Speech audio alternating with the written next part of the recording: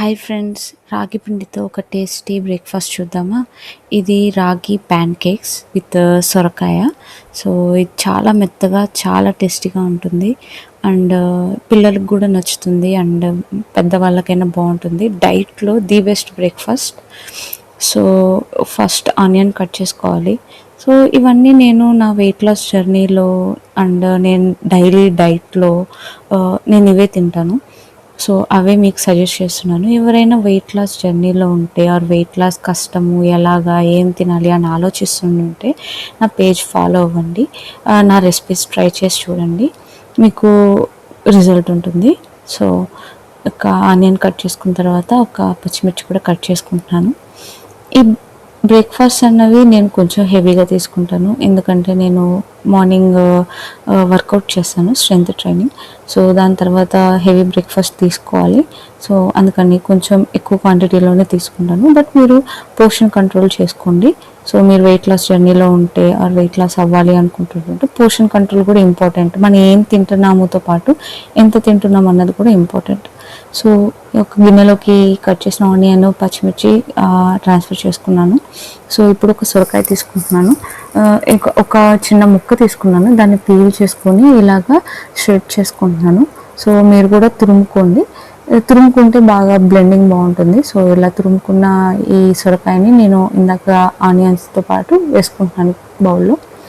So ఇప్పుడు మన సొరకాయ, ఆనియన్, పచ్చిమిర్చి ఇవన్నీ మూడిట్లోకి కొంచెం సాల్ట్, కొంచెం జీలకర్ర వేసుకున్నాను, కొంచెం కారం వేసుకుంటున్నాను టేస్ట్ కోసం. సో ఇవి మూడిట్లోకి నేను ఇప్పుడు రాగి పిండి వేసుకుంటున్నాను. ఇది ఆర్గానిక్ రాగి ఫ్లవర్. సో ఇది ఇన్స్టామార్ట్లో ఈజీగా దొరికిపోతుంది. సో దీన్ని నేను ఒక 4 స్పూన్స్ తీసుకుంటున్నాను. సో 4 స్పూన్స్ రాగి పిండికి 1 స్పూన్ శనగపిండి తీసుకుంటున్నాను. సో ఇక్కడ బియ్య పిండితో అయినా చేసుకోవచ్చు శనగపిండి బదులు.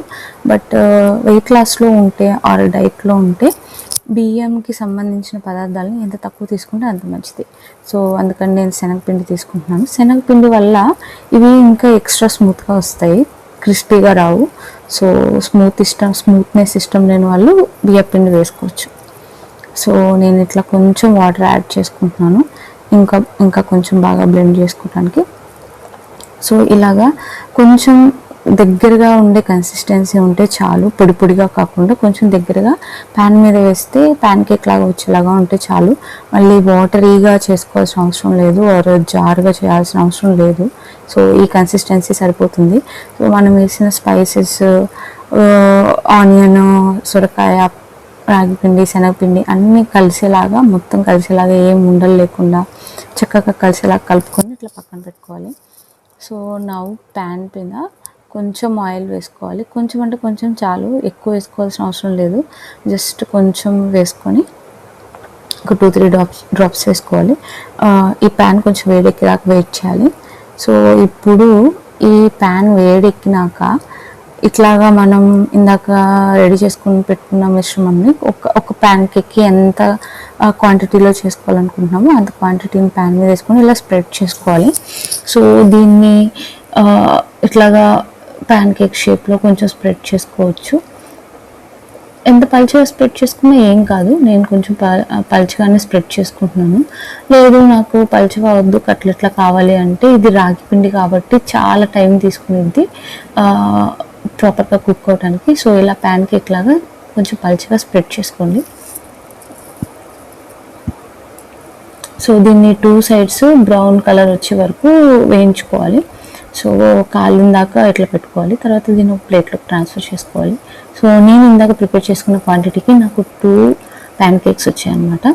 సో ఇప్పుడు డ్రెస్సింగ్కి దీన్ని మీరు టొమాటో చట్నీతో అయినా తినచ్చు, దేనితో అయినా తినచ్చు. నేను కర్డ్ని ప్రిఫర్ చేస్తున్నాను. సో కొంచెం గ్రీక్ యోగర్ట్ కానీ కర్డ్ కానీ ఇట్లాగ బౌల్లోకి తీసుకొని దీంట్లోకి కొంచెం చిల్లీ ఫ్లేక్స్ యాడ్ చేసుకుంటున్నాను నేను. Salt, chilli flakes, mixed herbs ఇవన్నీ యాడ్ చేసుకుంటున్నాను. మీరు ఇవేమి లేకపోయినా నార్మల్ కర్డ్తో తిన్నా కూడా ఇది చాలా టేస్టీగా ఉంటుంది.